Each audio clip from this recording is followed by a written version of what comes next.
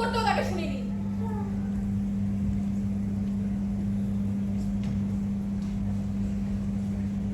আমরা Baharampur Lipika memorial girls high school থেকে এসেছি। আমাদের আজকের নিবেদন ছিল রবীন্দ্রনাথের রক্তকরবী, কিছুটা সংক্ষেপিত, কারণ আমরা এটাকে চেষ্টা করেছি 35 থেকে 37 মিনিটের মধ্যে মঞ্চস্থ করার। আর ছোট ছোট বাচ্চাদের নিয়ে নাটকটা করা খুবই যথেষ্ট কঠিন নাটক।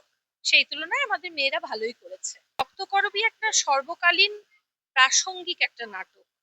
নিপীড়নের বিরুদ্ধে মানুষের যে স্বতঃস্ফূর্ত প্রতিবাদ, এইটাই রক্তকরবীর বার্তা।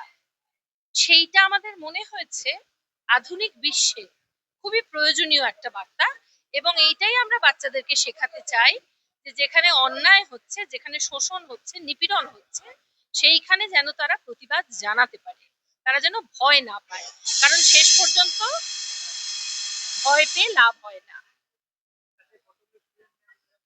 আমাদের প্রায় 35 জন স্টুডেন্ট নিয়ে আজকের অনুষ্ঠান হলো।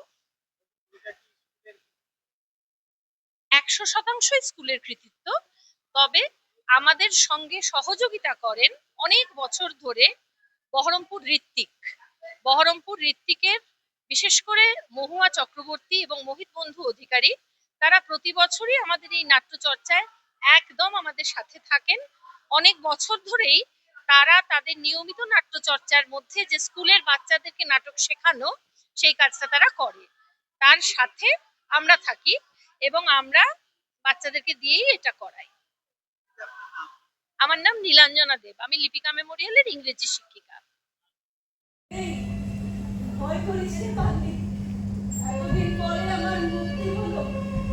কি দোষ করেছো যে এরা তোমাকে এরকম করে বেঁধে নিয়ে চলেছে? এতদিন পরে আছে সত্য কথা বলেছিল, তাহলে তাহলে এরকম করে বাঁধলে কেন? দেবা ক্ষতি কি?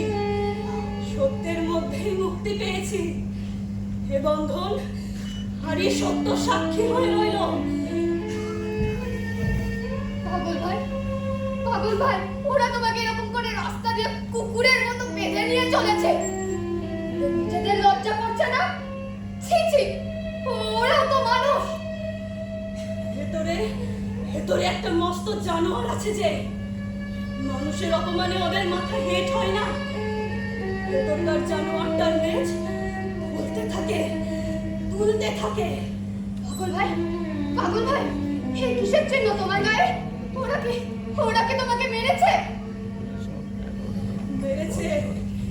যে চাবুক দিয়ে ওরা করবারে, এই চাবুক দিয়ে। পাগল ভাই, আমাকেও তোমার মতো এরকম করে বেঁধে নিয়ে যেতে বলো। এই মার যদি আমিও কিছু না পাই, তাহলে আজ থেকে মুখে অন্ন রুজবে না।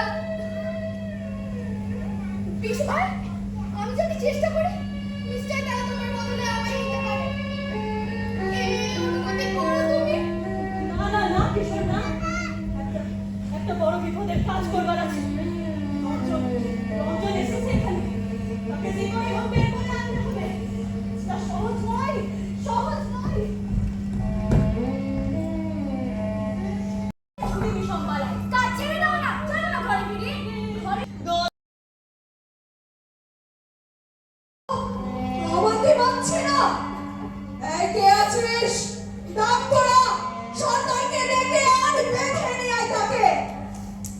ওকে জানিয়ে দাও, ও যাচ্ছে না কেন?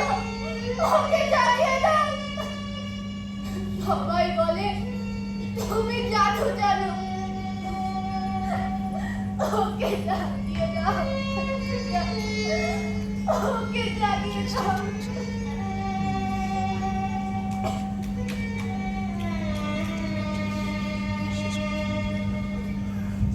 আমার জয়যাত্রা আজ থেকে শুরু হলো।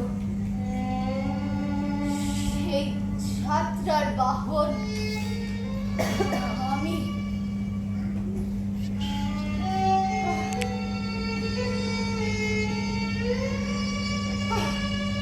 এই তো ওর হাতে যে আমার রক্ত করবে মঞ্জুরি।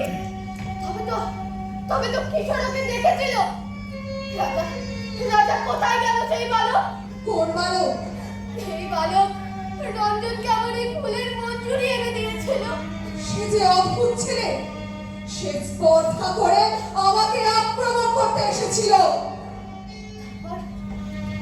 তারপর কি হলো তার? এই আর সময় হয়েছে। কিসের সময়? আমার সমস্ত শক্তি দিয়ে তোমার সঙ্গে আমার লড়াই। আমার সঙ্গে লড়াই করবে তুমি? তোমাকে যে এই মুহূর্তেই মেরে ফেলতে পারি। তারপর থেকে মুহূর্তে মুহূর্তে আমার চাই মরা তোমাকে মারবে। আমার অস্ত্র নেই, আমার অস্ত্র মৃত্যু। তাহলে কাছে এসো, সাহস আছে আমাকে বিশ্বাস করতে?